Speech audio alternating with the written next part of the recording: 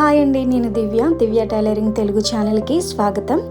ఈరోజు బ్లౌజ్కి పైపింగ్ చాలా ఈజీగా ఎలా వేయాలో స్టెప్ బై స్టెప్ చూపిస్తానండి.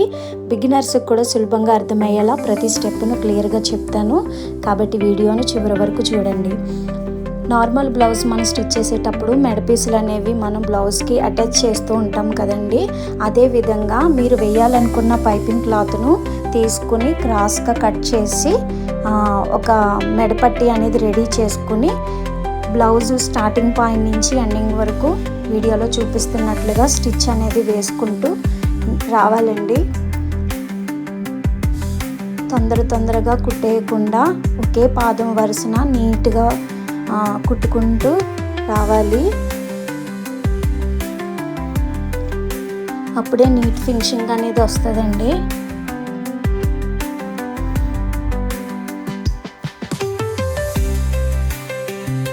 చివరి స్టిచ్ వేసిన తర్వాత రౌండ్ తిరిగే చోటల్లా కట్స్ అనేవి పెట్టాలండి. కట్స్ అనేవి పెట్టడం వల్ల ఏంటంటే రౌండ్ తిరిగే చోట నీట్గా రౌండ్ తిరుగుతుంది. నెక్స్ట్ థ్రెడ్ అనేది పెట్టుకోవాలి.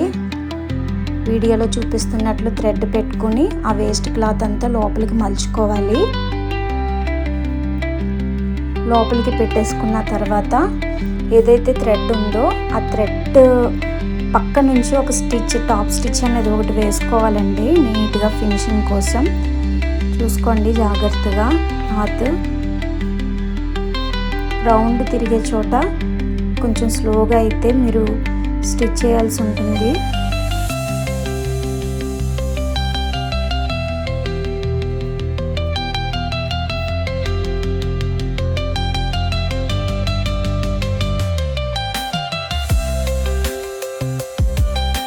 బయటికి రాకుండా కుట్టు ఏదైతే మనం థ్రెడ్ పెట్టి పైపింగ్ చేస్తున్నామో దాని పక్క నుంచే ఒక స్టిచ్ అనేది వచ్చేలాగా మీరు చూసుకుని స్టిచ్ చేయాలి. అస్సలు నాకు పైపింగ్ రాదు, కొత్తగా నేర్చుకుంటున్నాను అనే వాళ్ళకైతే ఈ యొక్క మెథడ్ అయితే చాలా ఈజీగా అయితే ఉంటుందండి.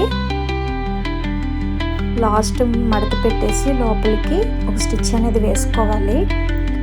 స్టిచ్ వేసిన తర్వాత బ్యాక్ సైడ్ తిప్పి ఇంకా వేస్ట్ ఉంది కదండి అదంతా కూడా లోపలికి పెట్టేసి స్టిచ్ వేసుకోవాలి.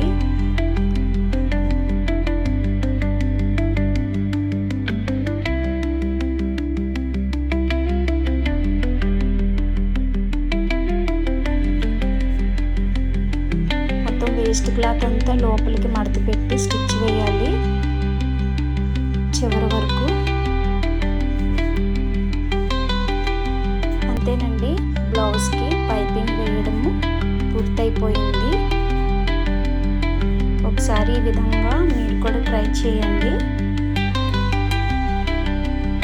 మీకు నచ్చితే లైక్ చేయండి, కామెంట్ చేయండి.